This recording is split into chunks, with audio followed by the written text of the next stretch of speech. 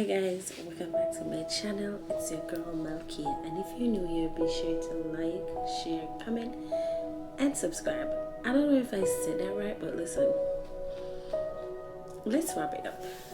Anyways guys, so I was talking to my mom today and I was saying to her that, sometimes I feel as if I don't give myself enough grace. I don't give myself enough credit. Like, I am always in this defensive mode, as if I always need to defend myself, or I always need to have this muscular guard up for no reason. Like, I think I am silent depressed, or I am actually depressed. But at the same time, I was talking to her and I said, in all of my stages of going through stuff, like, I never leave God out. Like, I am always talking about God. I am so rounded about the good things and how God have taken me out of situations where I didn't know I could have came out of. Now, I was even speaking to my mom about, like, overcoming stuff that I never even speak about. And we were there and she was saying, like, my daughter, if it's one thing I know, you're strong. And a lot of time a person looked at me and they'd be like, oh, you're strong, but I don't see myself as that strong person. And I want to say this to someone out there that might be fighting battles that they don't speak about, or they be going through stuff that they don't speak about. Give yourself grace and give yourself enough time to heal from that situation, because I looked at some situation in my life like this where I would say, God, why am I going through so much stuff, or why am I going through this particular thing right now? And his voice, his word to me is always, why not you? Who else? And I have to give myself that big girl talk where I'll be like, okay God, I trust you and I know whatever I am going through will be over soon, because my faith is bigger than a mustard seed, right? And weak faith cannot pray strong prayer. And if I'm saying that right, be sure to correct me. But whatever you're going through in this situation, I pray that the Lord will heal you from it, every ounce of it, especially when you're going through something and you don't have someone you can trust, quote unquote, in this time of age and world that we're living in. It's hard to vent to people without them being judgmental or putting it in a way where they will be judging you based off your experience and what you're going through. It's not easy, and I want you to understand that nothing lasts forever. And sometimes we feel like our back is against the wall, but the moment we get on our knees and we talk to God, that situation turn around for the better, not for the worse.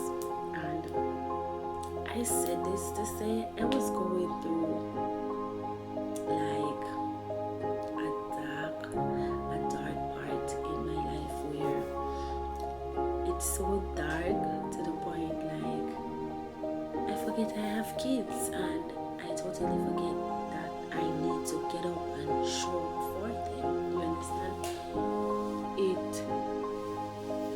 might seem like my conversation is all over the place, which is not, but I want to get to my point where in the beginning this message, like, it keep popping up.